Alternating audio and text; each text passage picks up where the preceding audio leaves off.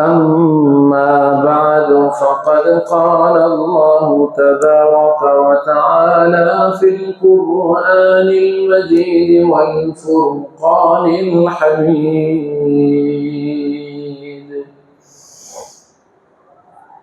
أعوذ بالله من الشيطان الرجيم. بسم الله الرحمن الرحيم: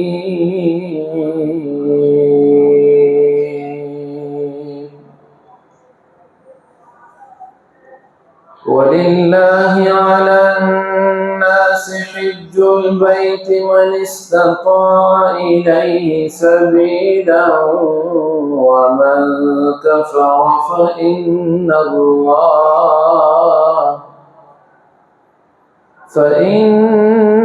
الله غني عن العالمين.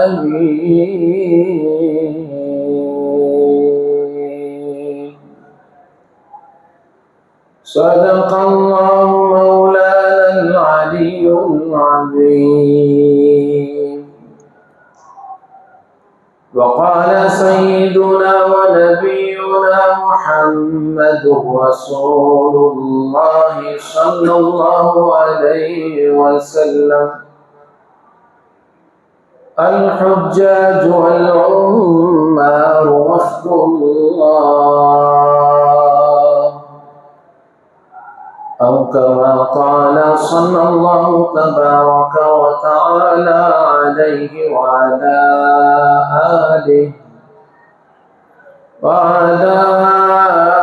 آله وصحبه وبارك وسلم تسليما كثيرا كثيرا كثيرا. سبحانك لا علم لنا إلا ما علمتنا إنك أنت العليم الحكيم. اللهم انفعنا بما علمتنا وعلمنا ما ينفعنا وزدنا علما. رب اشرح لي صدري ويسر لي أمري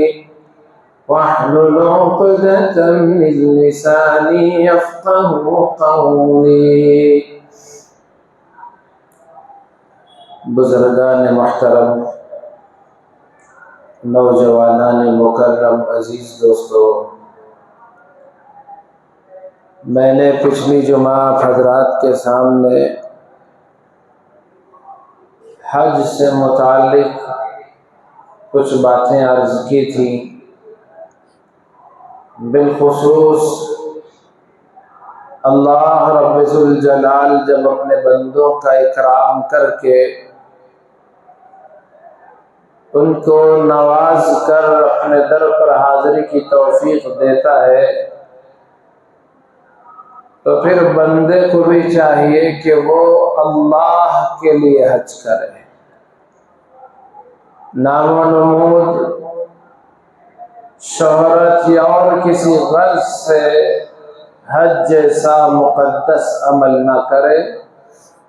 बल्कि अल्लाह के दर पर हाजिरी की तौफीक देकर वो जब बुला रहा है तो उसको खुश और राज़ी करने के लिए हज के अरकान अदा करे। हाज़रीन गिरामी, एक तरफ वो लोग हैं जिन पर हज फर्ज है फिर भी वो उसमें ताख़ीर करते हैं, और दूसरी तरफ वो लोग हैं जिन्होंने अपना फर्ज हज अदा कर लिया, बावजूद इसके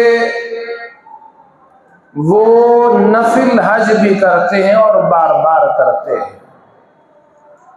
मैं ये नहीं कहता कि नफली हज न किया जाए, जरूर करें।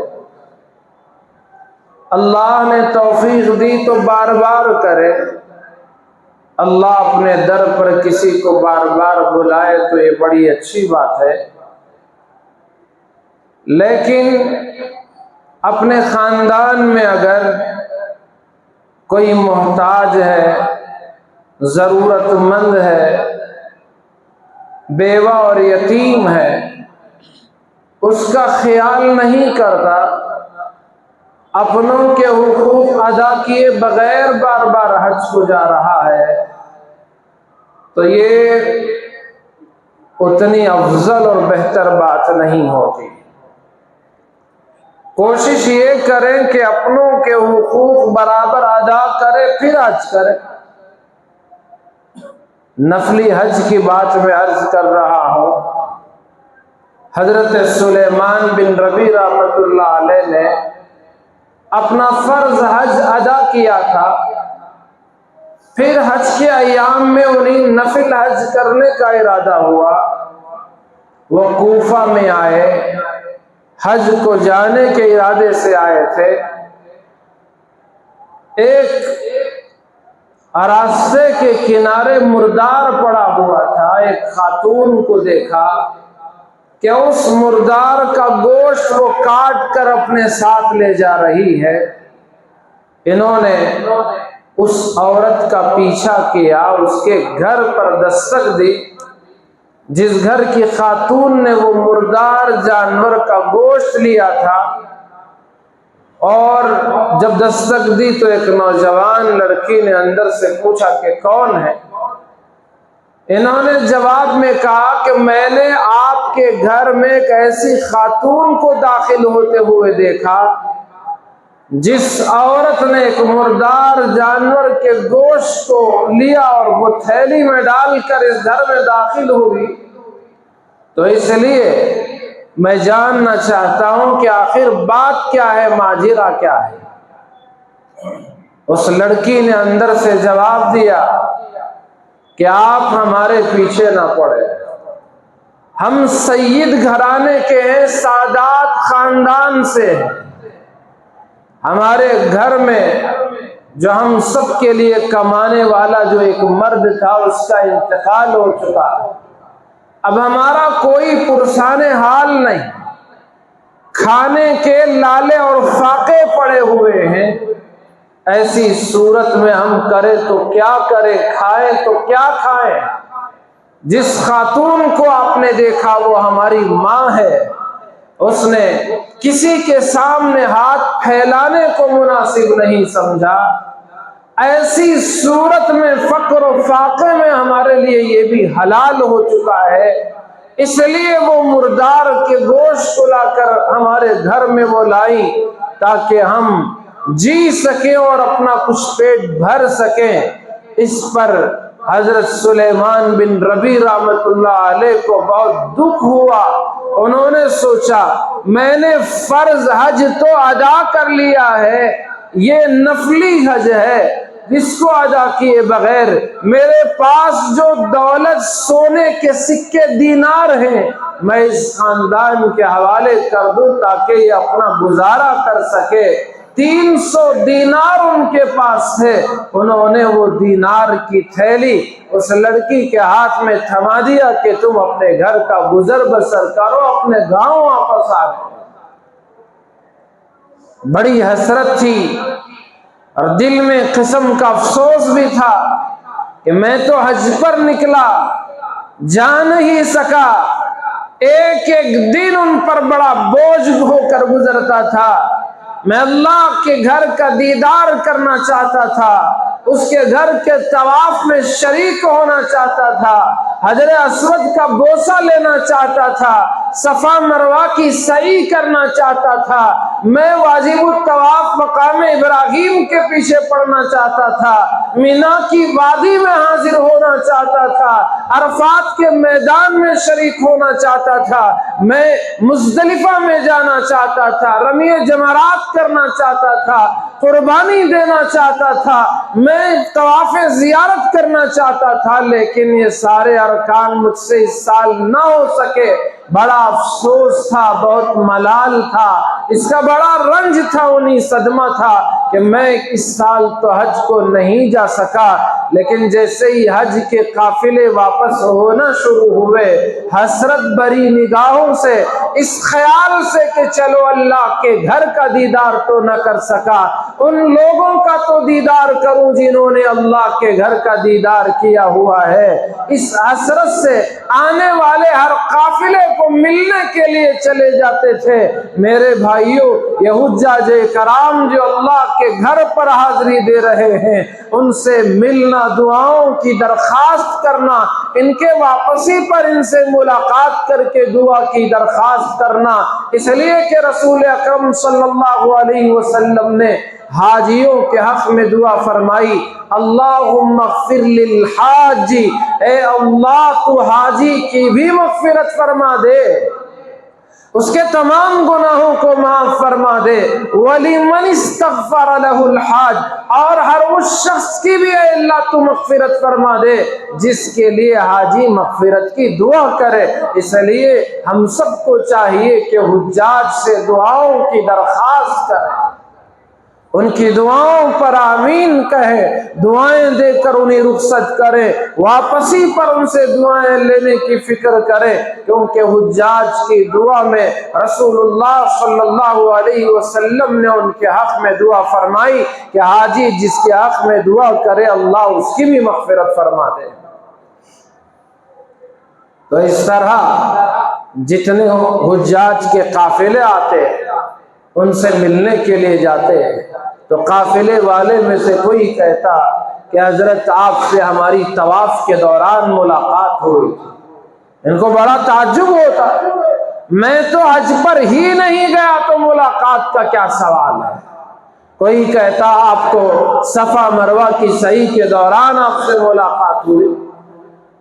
کوئی یہاں تو کہیں وہاں، یہ ہر آنے والا قافلے میں سے کوئی نہ کوئی یہ بات کہتا۔ اس پر وہ جواب دیتے کہ میں تو حج کو گیا ہی نہیں تو آپ میرے سے ملاقات کی بات کرتے ہیں۔ تو وہ کہتے کہ آپ کیوں ہمیں مذاق کرتے ہیں، آپ ہمارے ساتھ کیوں اس طرح سے مذاق کرتے ہیں، ہم نے دیکھا کہ آپ سے ملاقات ہو رہی، باتیں ہو رہی۔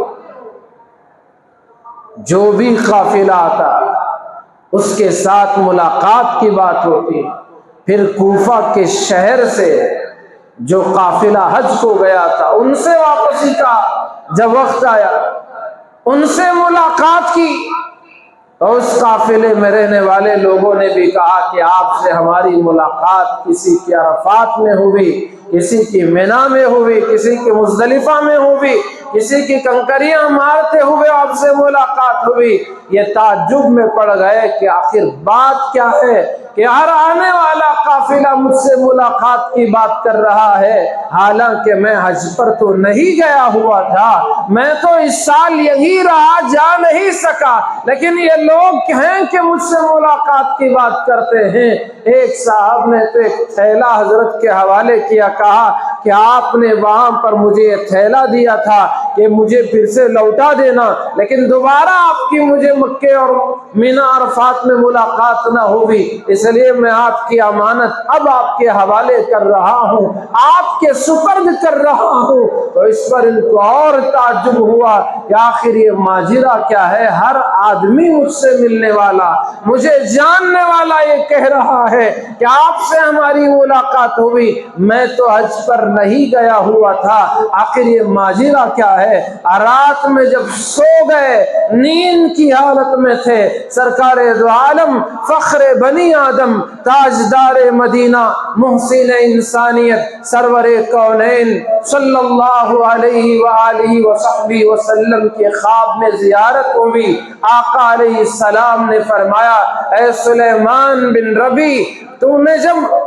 جب سفر کا ارادہ کیا، کوفہ میں پہنچا، وہاں ہمارے نسل اور ہمارے خاندان کی ایک خاتون اور ان کے گھرانے کی حالت دیکھی اور تجھ سے رہا نہ گیا، حج کے پیسے اور دینار جو تیرے پاس تھے تو نے ان کے حوالے کر دیا، مجھے یہ ادا تیری اتنی پسند آئی، میں نے اللہ سے تیرے حق میں دعا کی، اے اللہ، سلیمان تو حج کے لیے نکلا تھا لیکن وہ حج نہ کر سکا، میرے خاندان کا خیال کر کے، ان کی عزت کا خیال کر کے، ان کے کھانے پینے کے لیے اپنے حج کے پیسے دے دیے، اے اللہ اس کے بدلے میں تو ایک ایک فرشتے کو مقرر فرما دے جو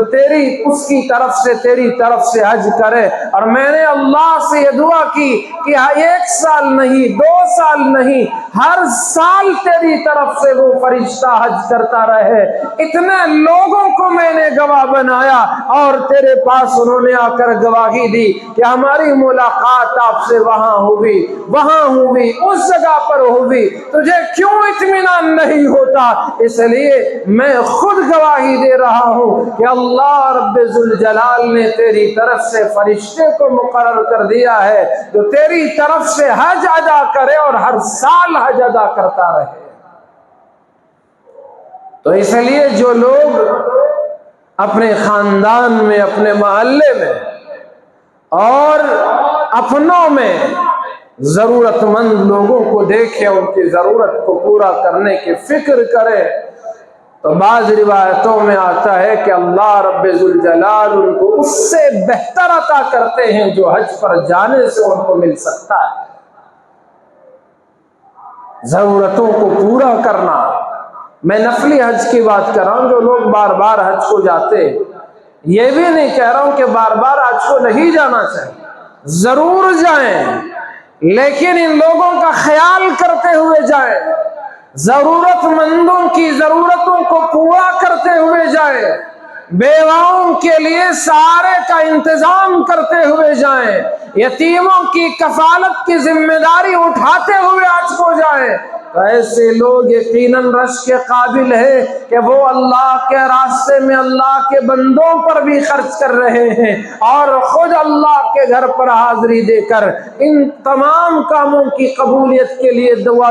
بھی کرنے پہنچ رہے ہیں۔ یقیناً ایسے لوگ قابل رشک ہیں۔ رسول اکرم صلی اللہ علیہ وسلم نے ارشاد فرمایا 2 لوگ ہیں جن پر رشک کیا جا سکتا ہے، ایک وہ عالم دین جو اپنے علم سے لوگوں کو نفع پہنچائے، فائدہ پہنچائے، لوگوں کو دین سکھائے، اخلاق سکھائے، وہ بھی قابل رشک ہے، اور ایک وہ مالدار اور دولت مند جس کو اللہ نے مال دیا، دولت دی، پھر اس کو اللہ کے راہ میں خرچ کرنے کی توفیق دی، غریب پرور اس کو بنایا، یتیموں کی کفالت کرنے کے لیے اس کو توفیق دی، بیواؤں کا سہارا بننے کی توفیق دی، مسجد بنانے کی توفیق دی، مدرسہ بنانے کی توفیق دی، لوگوں کی ضرورتوں کا انتظام کرنے کی توفیق دی، اور وہ اللہ کے راہ میں مال کو لٹاتا بھی ہے اور خود حج پر حاضری بھی دیتا ہے، اللہ کے گھر کا دیوانہ وار چکر لگا کر طواف کرتا ہے اور اللہ کو راضی اور خوش کرنے کی کوشش کرتا ہے۔ تو ایسے لوگ جن کو اللہ نے مال دیا، دولت سے نوازا، اور وہ اللہ کے راستے میں خرچ کرتے ہیں، تو یہ قابل رشک ہے، ایسے لوگوں پر رشک کرنا چاہیے۔ اللہ کے حبیب صلی اللہ علیہ وسلم نے ان پر رشک کرنے کا گویا کہ اجازت اور گنجائش مرحمت فرمائی۔ یہ ایسے نیک اور پاکیزہ بہترین ہستیاں ہیں جن کو اللہ تبارک و تعالیٰ نے دیے ہوئے مال کو اس کے راستے میں خرچ کرنے کی توفیق دی ہو۔ تو خوش نصیب ہیں وہ حضرات جن کو اللہ پاک نے اس سال حج پر آنے کے، حاضر ہونے کی توفیق عطا فرمائے، جن کو اللہ نے دولت دی، صحت دی، وقت دیا، فارغ ہیں اور وہ کسی بھی طرح سے حج کو جانے آنے کا سامان اور مال و دولت رکھتے ہیں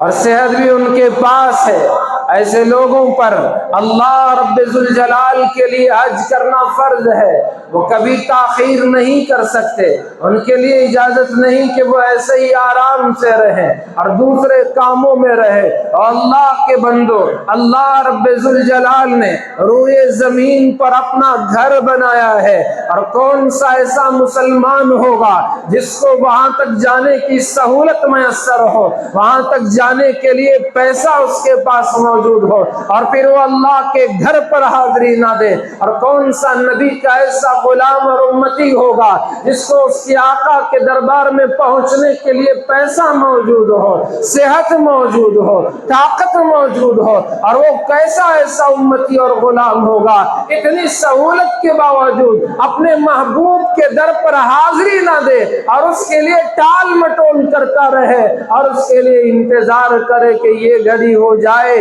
وہ کام ہو جائے، وہ دوسرا کام ہو جائے، وہ شادی ہو جائے، وہ گھر خرید لو، وہ ساری چیزیں خرید لو، پھر اللہ کے گھر پر حاضری دوں؟ میرے بھائیوں، مجھ سے زیادہ محروم بدبخت بدنصیب بندہ کون ہوگا جس کو اللہ نے اس کے گھر پر آنے کی سہولت دی ہو پھر وہ اس کے گھر کو نہ جائے؟ اور وہ کون سا اتنا بدنصیب اور محروم اور بدبخت امتی اور غلام ہوگا جس کو اتنی سہولت ہو کہ آقا کے دربار میں پہنچ سکے پھر بھی وہ جانے میں تاخیر کرے، ٹال مٹول کرے؟ اس لیے جن احباب کے پاس مال ہے، سہولت ہے، اولین فرصت میں ان کو کوشش کرنی چاہیے کہ وہ سرکار دو عالم، فخر بنی آدم، سید الاولین و سید الاخرین، نبی اکرم صلی اللہ علیہ وسلم کے دربار گوہربار میں حاضری کی فکر کرے اور مکہ مکرمہ پہنچ کر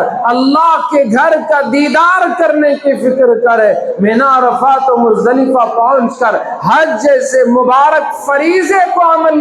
انجام دینے کی فکر کرے۔ یہ وہ ایسا حج، ایسا عمل ہے، رسول اللہ صلی اللہ علیہ وسلم نے ارشاد فرمایا جیسے اسلام سے پہلے کے گناہ اسلام کی برکت سے معاف ہو جاتے ہیں، ہجرت سے پہلے کیے ہوئے گناہ ہجرت کی برکت سے اللہ معاف کر دیتا ہے، اسی طرح سے حج سے پہلے بندہ اور بندی سے جو گناہ سرزد ہوتے ہیں، جو نافرمانیاں ہو جاتی ہیں، جو حکم عدولیاں ہو جاتی ہیں، جو طغیانی اور سرکشی ہوتی ہے، اللہ رب ذوالجلال حج کی برکت سے ان تمام گناہوں کو معاف کر دیتے ہیں، اور حاجی بخشے بخشائے گناہوں سے پاک ہو کر ایسے لوٹتا ہے جیسے ابھی اس کی ماں نے اسے جنم دیا ہو، اور جیسے اس معصوم سے بچے پر کوئی گناہ نہیں ہوتا، اس کے اعمال نامے میں فرشتوں نے کوئی غلطی اور برائی اور گناہ اور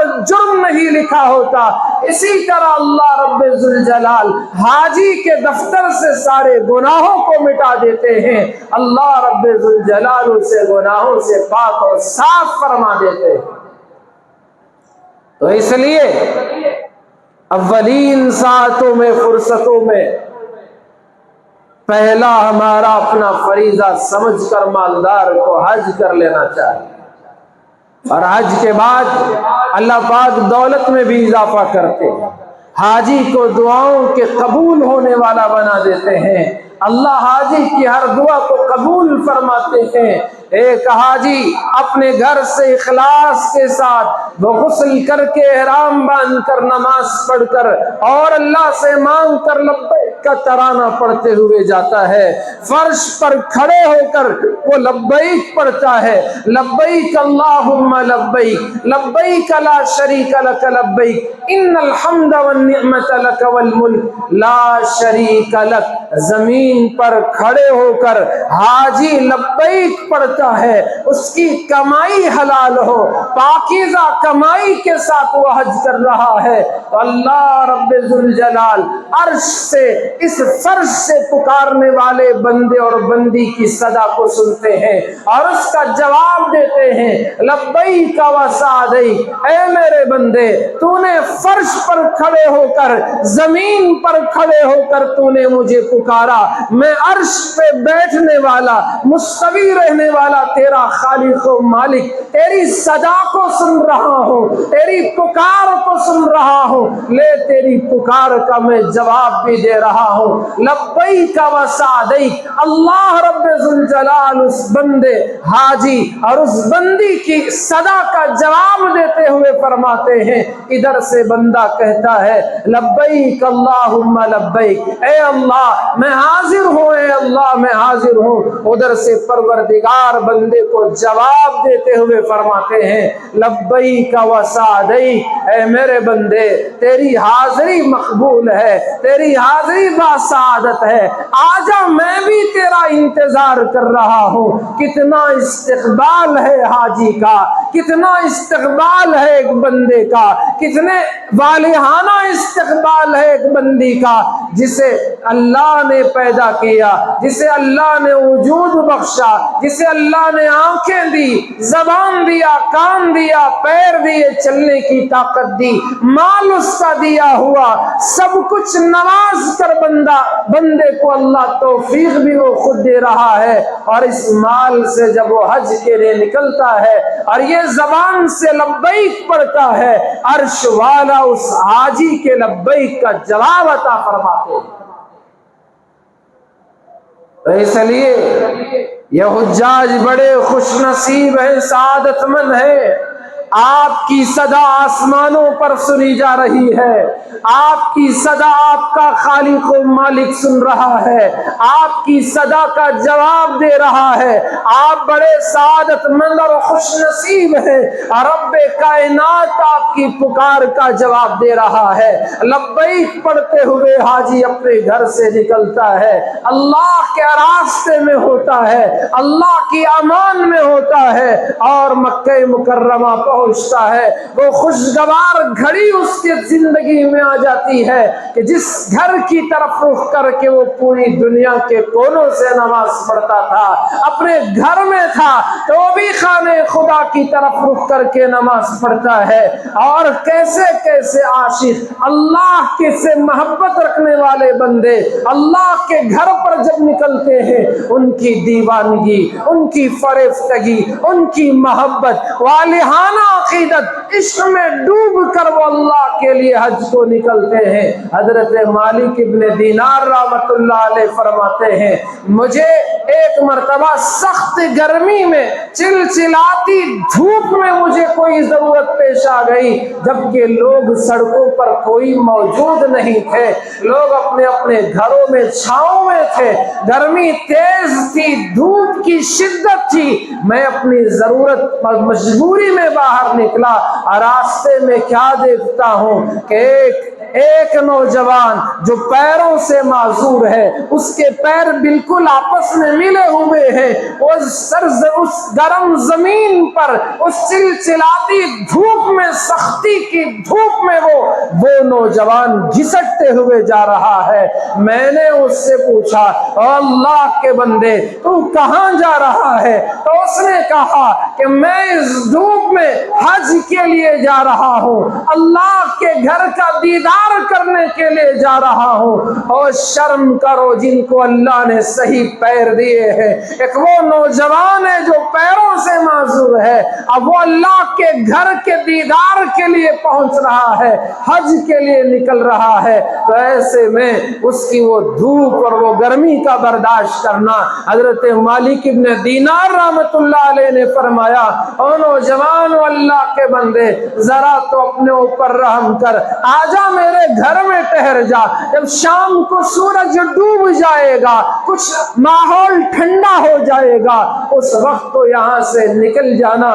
تو اس نوجوان نے جواب دیا، حضرت آپ کی بات تو ٹھیک ہے، میں آرام کر کے شام کو جا سکتا ہوں، لیکن آپ مجھے دیکھ رہے ہیں کہ میں پیروں کا معذور ہوں، لوگ تو چل کر جلدی جا سکتے ہیں، وہ دن میں رک جائیں، صرف رات میں سفر کریں تو اپنی منزل کو پہنچ سکتے ہیں، لیکن پیروں سے میں معذور ہوں، میں بھی اگر دن میں آرام کر لوں اور صرف رات میں سفر کروں تو پھر میرے لیے مکہ مکرمہ پہنچنا دشوار ہو جائے گا، حج کے ایام نکل جائیں گے، میں بعد میں اگر وہاں جاؤں تو میرے جانے سے حج ادا نہیں ہو سکتا، اس لیے حضرت میں دن میں بھی چل رہا ہوں، رات میں بھی میں گھسٹ کر اللہ کے گھر کی طرف رواں دوا ہوں، میں رک نہیں رہا ہوں، کہیں اس ڈر سے کہ کہیں ایسا نہ ہو کہ حج کے ایام نکل جائیں اور مجھے پہنچنے میں، رب کے دربار میں پہنچنے میں تاخیر ہو جائے۔ کیا وہ جذبہ اور کیا وہ عشق و محبت، کیا وہ اللہ سے والہانہ عشق، اور کیسا ان کا حج۔ حضرت مالک دینار سمجھ گئے کہ یہ تو بڑا عاشق ہے، عشق میں ڈوب کر حج کر رہا ہے، یہ تو اللہ کا دیوانہ ہے، اللہ کی محبت میں سرشار ہے۔ اور اللہ کے بندو، خدا مجھے آپ کو معاف کرے، آج ہماری حالت اور نوبت یہ ہو چکی ہے کہ ہم اللہ کے گھر میں دو گانا نماز پڑھنے کے لیے نہیں پہنچ پاتے، اللہ کے گھر میں حاضر ہو کر دو سجدے ہم سے ادا نہیں ہوتے۔ آج ہماری اللہ سے محبت کا یہ حال ہے۔ وہ نوجوان پیروں سے معذور حج کے لیے نکل رہا ہے تو اللہ کی محبت و عقیدت میں ڈوب کر نکل رہا ہے۔ قربان ہو جائیں ہم اور ہمارے ماں باپ اس کی محبت پر قربان ہو جائیں جس نے ایسی محبت کے ساتھ اللہ کے گھر کا حج کیا تھا، طواف کیا تھا۔ تو حضرت سمجھ گئے، کہنے لگے کہ جب چلو ٹھیک ہے، تم ایسا کر ہی رہے ہو، تم دن رات سفر کر رہے ہو، ایک کام کرو، تم کوئی سواری لے لو، میں انتظام کر دوں اور تم سواری پر بیٹھ کر حج کر لینا، سہولت ہے تو اس سے فائدہ اٹھاؤ۔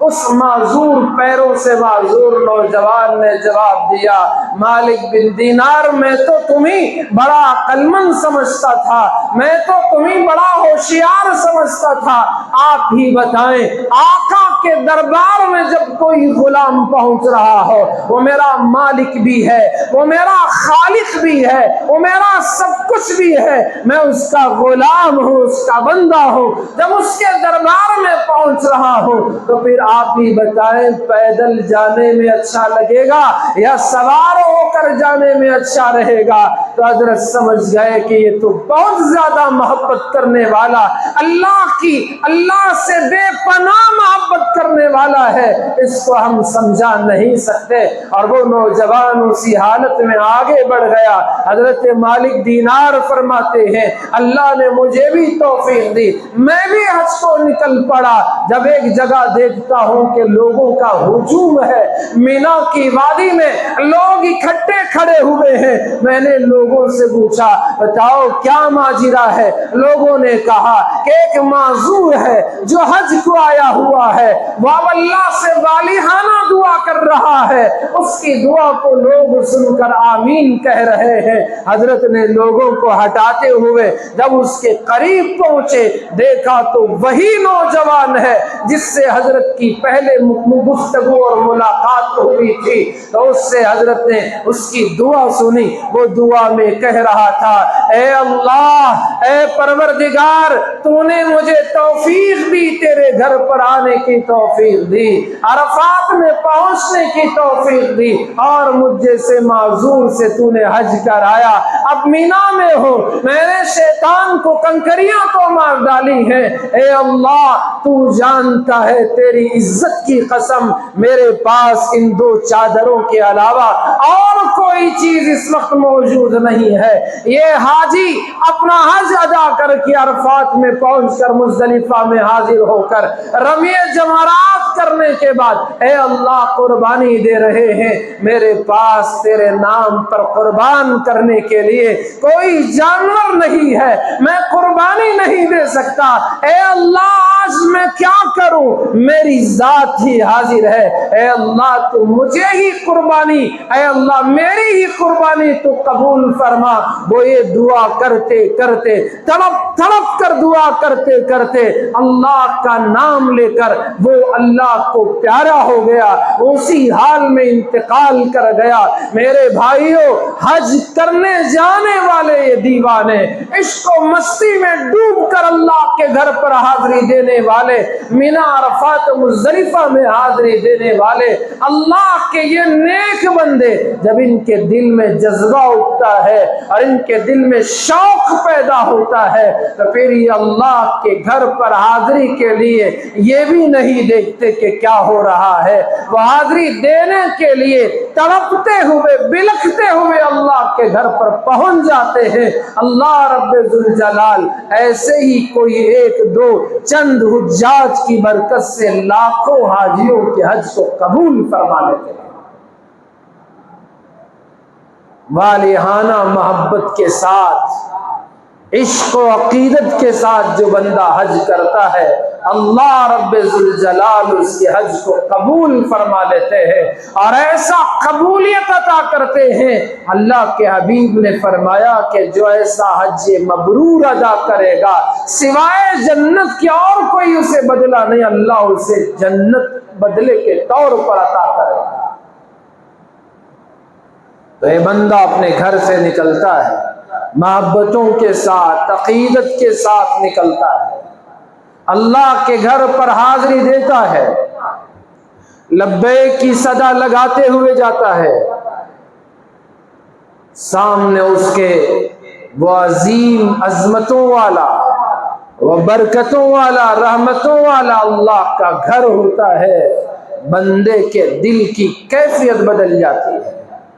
اسے خیال آتا ہے جس گھر کی طرف روزانہ دن میں 5 مرتبہ رک کر کے نماز ادا کرتا تھا، آج وہ خانہ خدا میری آنکھوں کے سامنے ہے، وہ اللہ کا گھر جسے سہارا لے کر رسول اکرم صلی اللہ علیہ وسلم بیٹھا کرتے تھے، وہ اللہ کا گھر جہاں سے رسول اللہ معراج کے لیے آسمانوں پر تشریف لے گئے تھے، وہ اللہ کا گھر جسے حضرت ابراہیم اور اسماعیل علیہ السلام نے تعمیر کیا تھا، یہ وہ اللہ کا گھر ہے جس پر روزانہ 120 رحمتیں اللہ کی خصوصی رحمتیں نازل ہوتی ہیں، وہ اللہ کا گھر جسے دیکھنے کے لیے تمام انبیاء کرام، اولیاء اعظام سب یہاں پہنچا کرتے تھے اور پوری محبت و عقیدت کے ساتھ کبھی اس گھر کو چومتے تھے، کبھی اس گھر کا طواف کرتے تھے، کبھی ملتزم سے چمٹ کر اللہ کے حضور گڑ گڑا کر دعا مانگتے تھے، کبھی حجر اسود کا بوسہ لے کر اللہ سے دعا کرتے تھے۔ یہ بندہ اس گھر کے سامنے کھڑا ہے، اس وقت بندہ جو دعا مانگے گا اللہ اس کی دعاؤں کو قبول فرما لے گا۔ تو یہ حاجی کے لیے کتنی سعادت کی بات ہے، کیا خوش نصیبی، کیسی اس کی قسمت کہ اللہ نے اسے اپنے گھر پر، اس کے گھر کے سامنے کھڑے ہونے کی توفیق دی، جی بھر کے اس گھر کو دیکھنے کی توفیق دی جس گھر پر تمام انبیاء کی نظریں پڑی، صحابہ کرام جس کے دیوانے ہو۔ ہجرت کے موقع پر جب مکے والوں نے آپ کو تنگ کیا، آقا علیہ السلام مکہ چھوڑ کر جا رہے ہیں، بار بار اس گھر کی طرف رخ کرتے ہیں، مکے کی طرف مڑ مڑ کے آہوزاری کے ساتھ آنسوں بہاتے ہوئے فریاد کرتے ہیں، اے مکہ میں تجھے ہرگز نہیں چھوڑتا اگر میری قوم نے مجھے تنگ نہ کیا ہوتا۔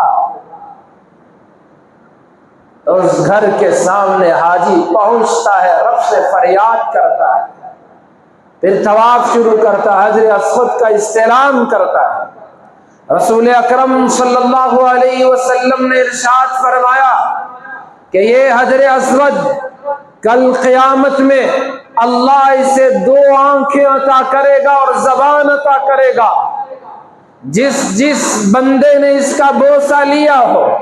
جس نے بھی اس کا استعلام کیا ہو، کل اللہ سے یہ سفارش کرے گا، اے اللہ اس بندے نے میرا استعلام کیا تھا، میرا بوسہ لیا تھا، اس کی مغفرت فرما۔ یہ حجر اسود رسول اللہ نے ارشاد فرمایا گویا یہ اللہ کا داہنا ہاتھ ہے، جو بندہ اسے چھوتا ہے، بوسہ لیتا ہے، یا دور سے ہی استلام کرتا ہے گویا اس نے اللہ کے دست مبارک کو اس نے چھویا ہے، اس کا بوسہ لیا ہے۔ یہ حجر اسود یمین اللہ ہے، اللہ کا داہنا ہاتھ ہے۔ کتنے خوش نصیب ہیں حجاج جن کو اللہ رب ذوالجلال یہ مبارک موقع عطا کر رہا ہے، وہاں پہنچ کر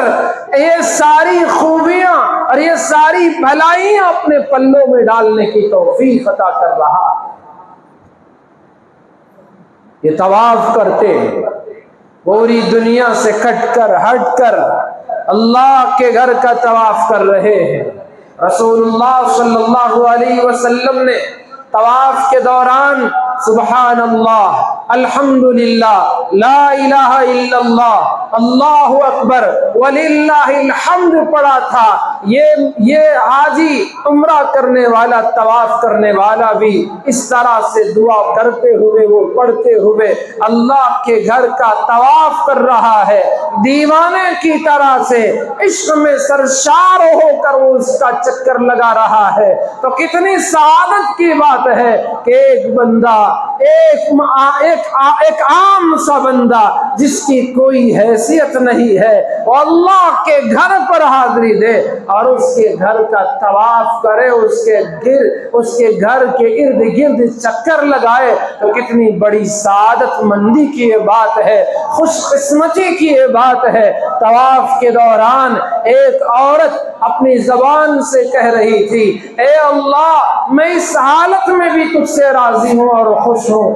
بار بار یہ کہہ رہی تھی۔ کسی پوچھنے والے نے پوچھا کہ او اللہ کی بندی تجھے کیا ہوا ہے کہ تو چیخ چیخ کر کہہ رہی ہے کہ اس حال میں بھی میں تجھ سے راضی ہوں، اس حال میں بھی میں تجھ سے خوش ہوں، تجھے تو اللہ نے اپنے گھر پر آنے کی توفیق دی ہے، تو ایسی اللہ کی طرف سے توفیق ملی ہو، پھر تو یہ بات کیا کہہ رہی ہے کہ اس حالت میں بھی میں تجھ سے راضی ہوں، اس حال پر بھی میں تجھ سے خوش ہوں، کیا ماجرا ہے؟ تو اس عورت نے کہا مجھے پہلے طواف مکمل کر لینے دیں، پھر میں اپنا واقعہ بیان کروں گی۔ طواف مکمل ہوا تو پھر اس خاتون نے اپنا واقعہ بیان کیا، میں تنور میں روٹیاں بنا رہی تھی، سامنے میرا چھوٹا دودھ پیتا بچہ موجود تھا، اتنے میں مجھے اندر کمرے سے آواز آئی کہ ایک قسم کے شور اور ہنگامے کی آواز آئی۔ میں اندر کمرے میں جو داخل ہوئی، کیا دیکھتی ہوں کہ میرا بڑا بیٹا، اس نے دوسرے بیٹے کا گلا کاٹ دیا ہے۔ اصل میں چند دن پہلے میرے شوہر نے ایک بکری ذبح کی تھی، یہ دونوں کھیلتے ہوئے بڑے بیٹے نے چھوٹے سے کہا کہ دیکھو ابا نے کیسے بکری کو ذبح کیا تھا، وہ چھری تیز تھی، اس نادان کو پتہ نہیں چلا، اس نے اس کے گلے پہ جو چھری چلائی تو چھری چل گئی اور وہ کٹ گیا۔ وہ شور اور ہنگامہ تھا، بچے کا انتقال ہو چکا تھا۔ میں نے اسے اٹھا کر ایک جگہ اس کو لٹایا اور دیکھا کہ بڑا بیٹا غائب ہے، پتہ نہیں وہ کہاں گیا ہے۔ میں اسے کمروں میں تلاش کرتے ہوئے اس تنور کے پیچھے میں نے اسے جب دیکھا تو اس کی لاش پڑی ہوئی تھی، وہ چھپ کے ڈر کے مارے وہ چھپ گیا تھا، تو وہاں پر ایک زہریلا سانپ تھا، اس سانپ نے اسے ڈسا تو اس کی وجہ سے وہ وہاں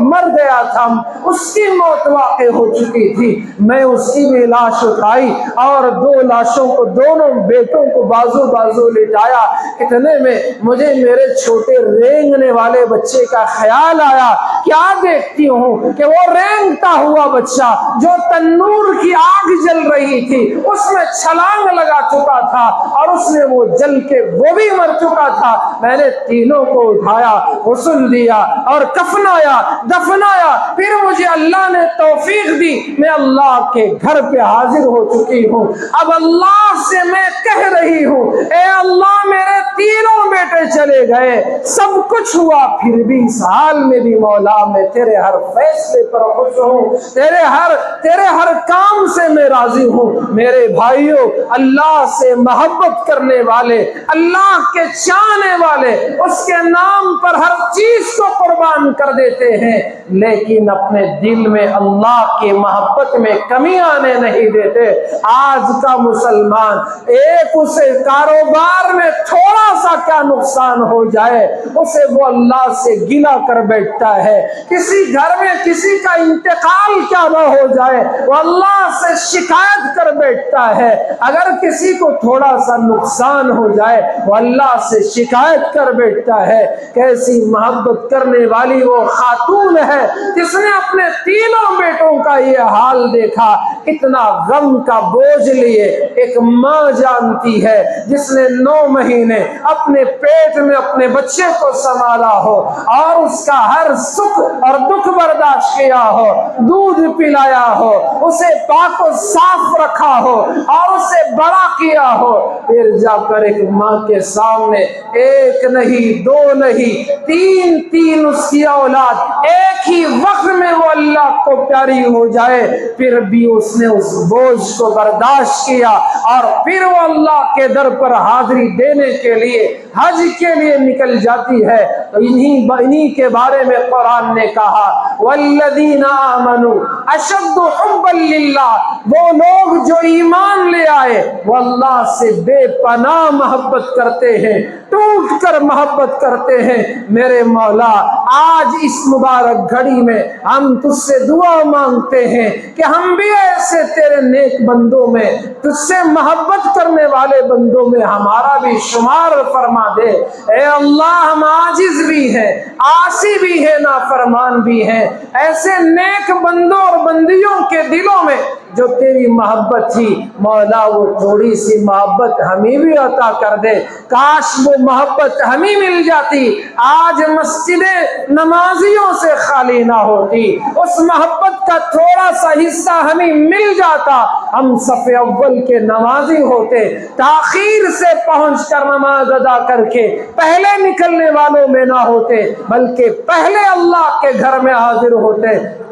اور سب سے آخر میں اللہ کے گھر سے نکلتے، اپنی محبت کا اللہ سے اظہار کرتے، کبھی ہاتھ اٹھا کر اپنی پوری دنیا کو اپنے پیٹھ کے پیچھے ڈھکیل کر کہتے اے اللہ، میں نے اپنی دنیا کو اپنے پیٹھ پیچھے ڈال دیا ہے، اور اللہ کے سامنے اپنا چہرہ کر کے کہتے اے اللہ، بس سامنے تو ہے اور میں ہوں، ہمارے درمیان کوئی نہیں ہے، اور پھر اپنے ہاتھوں کو باندھ لیتے اور اظہار کرتے اے اللہ، میں تیرا نوکر ہوں، میں تیرا غلام ہوں، تیرا بندہ ہوں، اے اللہ میں تیری بندگی کے علاوہ کسی اور کی تابعداری نہیں کروں گا، اے رحمان میں اب تیرا ہوں، شیطان کے راستے پر نہیں چلوں گا، اور اس کے سامنے جھکتے اور رکوع میں چلے جاتے، اظہار کرتے اے اللہ، سب کچھ تو نے دیا، باوجود اس کے میں آپ کے سامنے جھک چکا ہوں، اے اللہ میں رکوع کی حالت میں ہوں،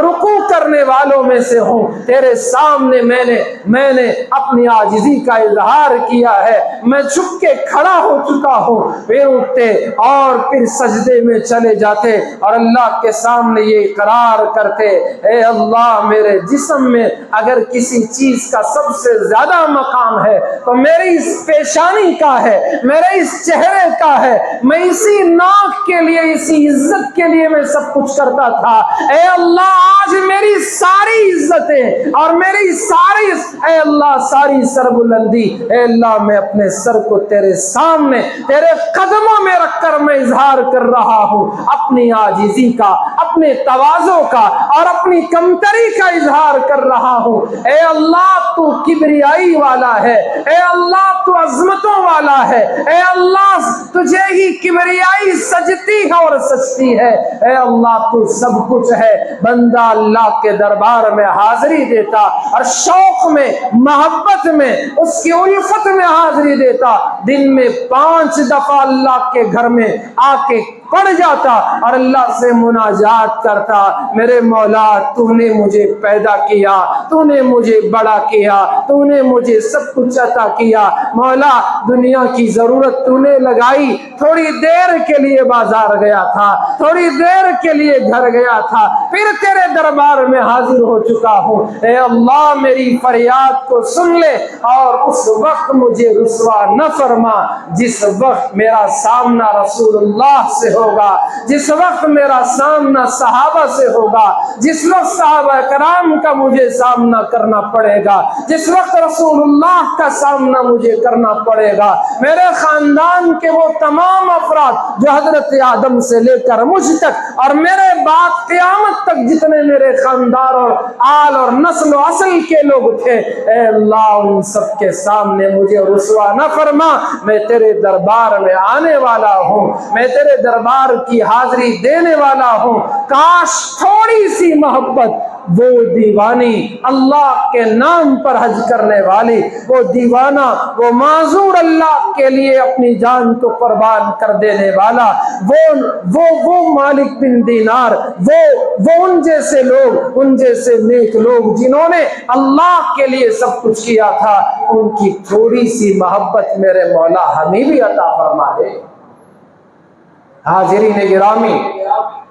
یہ حاجی طواف کرتا ہے، حجر اسود کا استلام کرتا ہے، حدیث میں آیا ایک ایک قدم پر اللہ 10 نیکیاں لکھتے ہیں، 10 گناہ معاف فرماتے ہیں، 10 درجات کو بلند کرتے ہیں، اور یہ طواف کر کے استلام کر کے وہ مقام ابراہیم کے پیچھے مسجد میں 2 رکعت نماز پڑھتا ہے،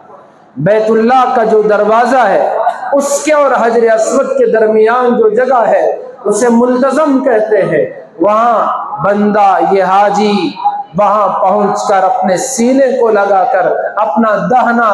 گال اس اللہ کے گھر کے اس دیوار کو لگا کر اللہ سے فریاد کرتا ہے، اللہ رب ذوالجلال اس کی دعاؤں کو قبول فرماتے۔ تو اس طرح یہ حجاج حج کو جانے والے خوش نصیب ہیں، سعادت مند ہیں۔ مالداروں کو بھی چاہیے، ہر مالدار کو جس کو اللہ نے سہولت دی وہ کوشش کرے کہ اللہ کے در پر حاضری دے دے، حج کا فریضہ